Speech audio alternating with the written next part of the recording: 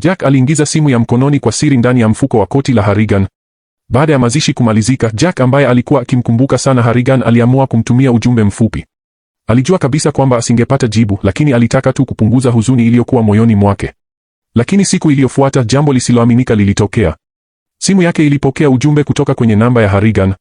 Alipoufungua alikuta herufi na alama za ajabu ambazo hazikuwa na maana yoyote. Jack aliogopa sana. Mara moja alimkimbilia baba yake na kusema, "Baba, babu hajafa. Tunapaswa kufukua kaburi lake." Lakini baba yake hakumwamini. Akamwambia, "Huenda ni hitilafu ya mtandao au mtu fulani ameipata simu hiyo na anafanya mzaha." Kisha akamkumbusha kuwa daktari wa uchunguzi wa maiti alikuwa amethibitisha kwamba Harrigan alifariki kutokana na mshtuko wa moyo wa ghafla. Hata hivyo, Jack hakuridhika. Ili kujua ukweli, alielekea makaburini peke yake. Aliipigia simu namba ya Harrigan, kisha akaweka sikio lake juu ya kaburi. Muda mfupi baadaye, alisikia mlio wa simu ya Harrigan ukitokea ndani ya kaburi. Jack aliruka nyuma kwa hofu kubwa. Ndipo akagundua kwamba ule ujumbe wa ajabu ulikuwa umetumwa na simu ile ile iliyozikwa pamoja na Harrigan. Lakini hadithi hii haikuanza hapo. Hebu turudi nyuma kidogo. Miaka 2 kabla ya matukio hayo, Jack alipoteza mama yake. Tangu wakati huo aliishi na baba yake pekee. Siku moja ya Jumapili walipokuwa kanisani, mzee mmoja maarufu alifika hapo. Alikuwa Harrigan, bilionea tajiri ambaye alikuwa amehamia mjini humo hivi karibuni. Harrigan alipomwona Jack akisoma Biblia kwa sauti nzuri na kwa kujiamini mbele ya watu, alivutiwa sana naye. Siku hiyo hiyo alimtembelea nyumbani kwao. Kutokana na umri wake mkubwa, Harrigan alikuwa akitafuta mtu wa kumsomea vitabu. Na kwa kazi hiyo alikuwa tayari kulipa pesa nzuri. Jack alikubali bila kusita. Mara ya kwanza alipoingia katika nyumba ya Harrigan, alihisi wasiwasi kidogo. Ilikuwa nyumba kubwa sana, tulivu, baridi na yenye mazingira ya siri yaliyoweza kumfanya mtu ahisi hofu. Ndani ya nyumba hiyo alikuwapo mwanamke mmoja tu mzee ambaye alikuwa akimhudumia Harrigan. Jack alipopelekwa katika chumba cha kusomea, alimkuta Harrigan ameketi kwenye kiti kikubwa akimtazama kwa umakini mkubwa. Ingawa alikuwa mzee sana, kila mtu aliyemwona alihisi mchanganyiko wa heshima na woga. Jack akaanza kazi yake ya kumsomea vitabu. Siku moja aliona kabati kubwa ambalo lilikuwa limefungwa muda wote.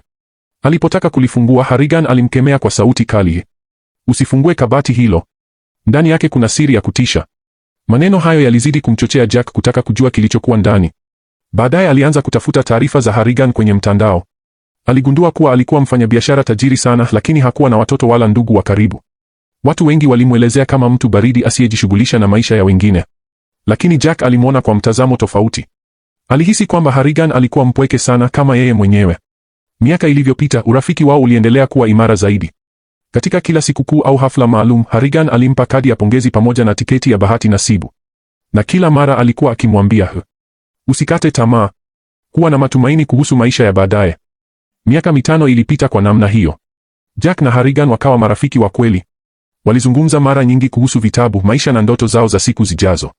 Siku moja Jack alimuuliza, "Kwa nini ulihamia katika mji huu mdogo na wa mbali ilhali wewe ni bilionea?" Harrigan akamjibu, "Kwa sababu hapa hakuna anayehitaji chochote kutoka kwangu." Alieleza kuwa katika maeneo ambako watu wengi wanamfahamu, kila mtu huwa na jambo la kumuomba. Lakini mji huu mdogo ulimpa amani na utulivu aliokuwa akiutafuta. Baada ya muda, Harrigan alifariki dunia ghafla.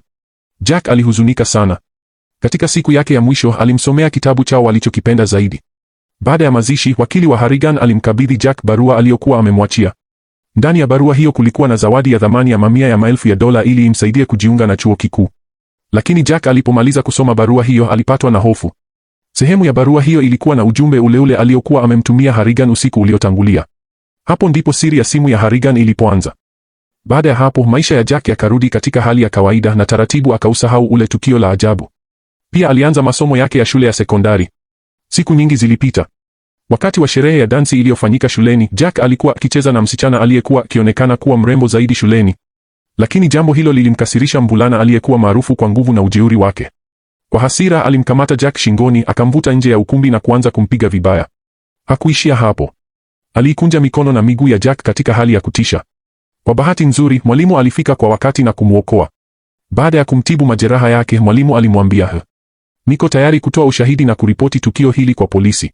Lakini Jack alikataa. Aliporudi nyumbani, hakutaka kumtia baba yake wasiwasi. Kwa hiyo akaamua kumweleza Harrigan kupitia simu ile aliyokuwa ameizika pamoja naye. Akasema, "Sababu iliyofanya nisimripoti ni kwa sababu ninaogopa atanidhuru tena. Maadamu bado yuko hai, anaweza kuendelea kunitesa wakati wowote." Jack alidhani alikuwa akitoa tu hisia zake. Lakini siku iliyofuata alipokea habari ya kushangaza. Mvulana aliyempiga alikuwa amekufa. Kwa mshangao mkubwa, Jack alikimbilia eneo la tukio. Aliwaona polisi wakiondoa mwili wake. Kila kitu kilionyesha kuwa habari hiyo ilikuwa ya kweli. Lakini alipowaona wanafamilia wake wakilia kwa uchungu, hakuhisi furaha yoyote. Badala yake alihisi hatia na hofu. Baadaye akagundua kuwa kifo cha mvulana huyo kilikuwa cha ajabu sana. Mwili wake ulipatikana ukiwa umelala kifudifudi, mikono ikiwa imekunjwa kwa namna ya kutisha. Katika hali ile ile aliyomtesa Jack. Watu wote waliamini kuwa ilikuwa ajali ya kawaida. Lakini Jack peke yake ndiye aliyekuwa akijua ukweli wa kutisha. Aliamini kuwa kifo hicho kilikuwa na uhusiano fulani na Harrigan. Hofu ilimjaa. Akaamua kumpigia Harrigan tena. Kisha akasema, kama kifo chake kimesababishwa na wewe, piga ukuta mara 3. Baada ya hapo alikata simu na kusubiri kwa utulivu. Lakini hakusikia mgongo wowote. Hata hivyo, jambo jingine la kushangaza lilitokea. Simu ya Harrigan ilimpigia. Jack aliogopa sana.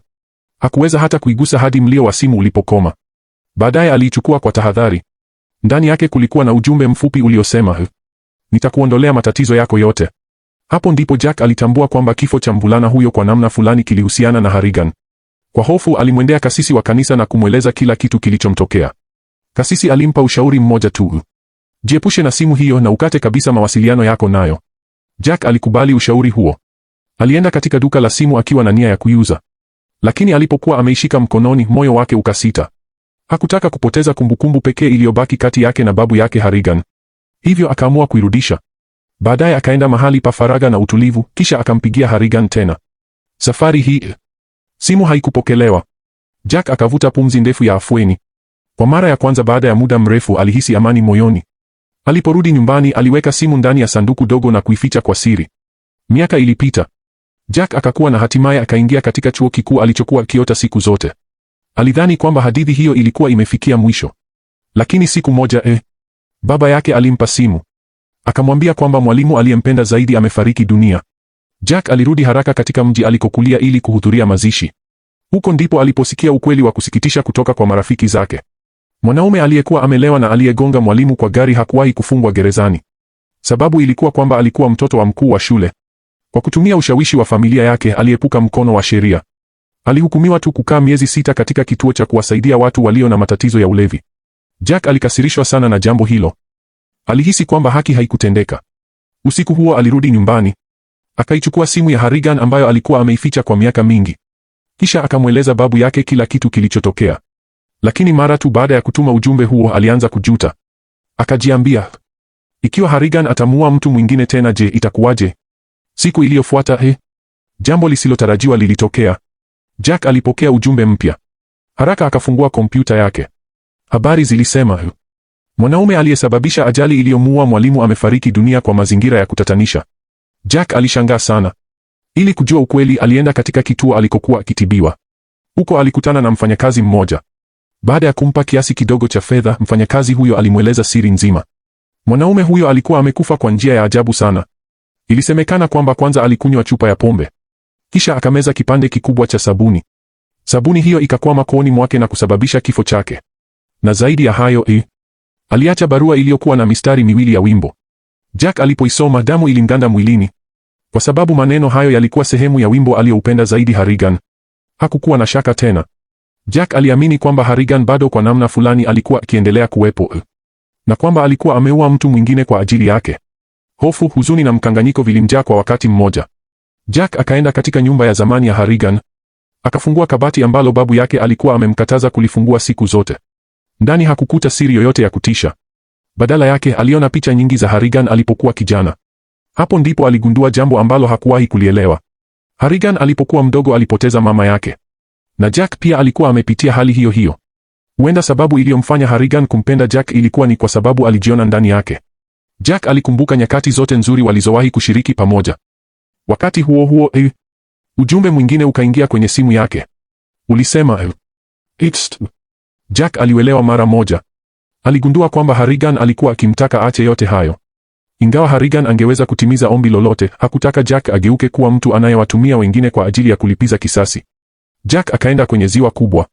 Akatazama maji yake tulivu. Kisha akaitoa simu. Akaiweka kwenye flight mode. Bila hata kugeuka nyuma akaitupa katikati ya ziwa.